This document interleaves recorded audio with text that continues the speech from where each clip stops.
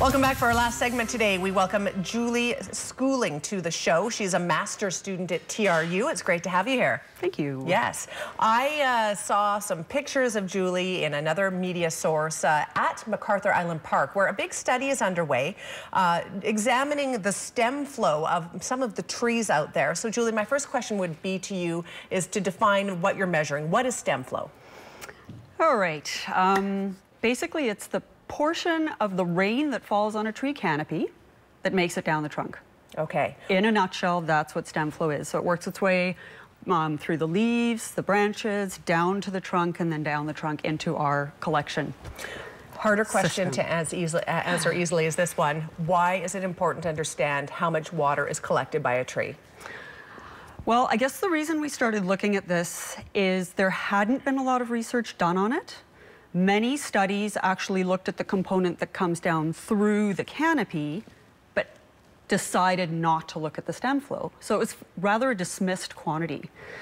And yet there were a few studies that showed that it could be a substantial quantity. The reason, compared to what comes through the canopy, that it can be important is it's a concentrated source. So if you picture a garden hose at the bottom of one of our trees, which is exactly what it looks like when you're out there, that becomes quite a concentrated and significant source of water. Not so much if it's able to infiltrate, but certainly if it's in a sidewalk. And then suddenly it's over the sidewalk and into a polluted parking lot, into the storm sewer and into the creeks. So that in the end is our motivation. We're working our way back from the stream to the source of that rainwater that becomes runoff. And we're trying to look at urban forests as potential sponges where they could soak up a bit more of that if we knew which species did that well. So therein lies that what you're doing is to find out which trees are most effective at soaking up that water. There's that, but there's also the potential resource. For those trees that do produce a lot of stem flow, they may be ideal for a situation where you don't have irrigation. The tree needs to irrigate itself. It's pumping nutrients down to the base of the tree. Like there's evolution involved here. Yes. These trees are beautifully designed.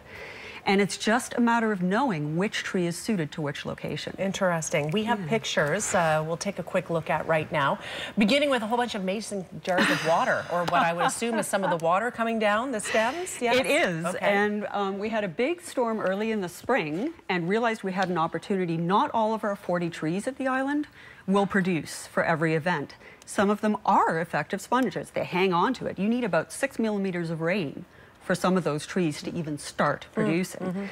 So we saw this big event coming in. I washed up a bunch of mason jars and I grabbed a sample from every one, and you can see the range of colors. Absolutely. Which starts you thinking, what chemically is different? So different to cause that difference in color. Yeah. Pollutants, Nutrients, both, something else? So it's raised a bunch of questions that we won't be able to answer with this study, but we're hoping to guide future research. Okay, and here's another picture of the tubes that are actually wrapped around the trees at the park. So this just gives people an idea of what it looks like. Yeah, that collar is open-topped, so any water coming down that trunk is flowing into that collar, and then it becomes a water slide and pumps out into that bucket. If the bucket's not enough, it overflows into the tote. If that tote is not enough, it overflows into the second one. This is our champion stem flow producer. Oh. It's the only American beech we have in the study.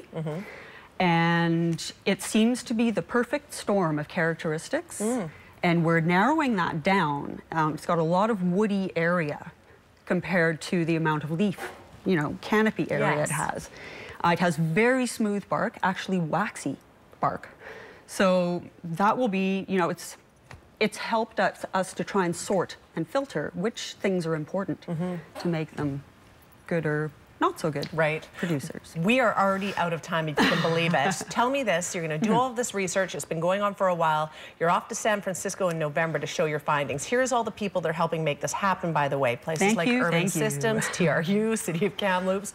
But yeah, heading to San Francisco, we've got about 15 seconds. What can you tell us? Well, it'll be presenting a poster. There's approximately 40,000 people that come to this conference. So between what we present at that conference and the scientific articles that will come out of the project, we're nudging this area of research forward.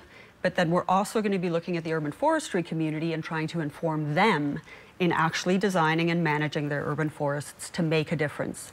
Each tree may be a drop in the ocean, but it adds up. Absolutely. City of Kamloops, 14,000 trees just on public property. Wow, wow. So.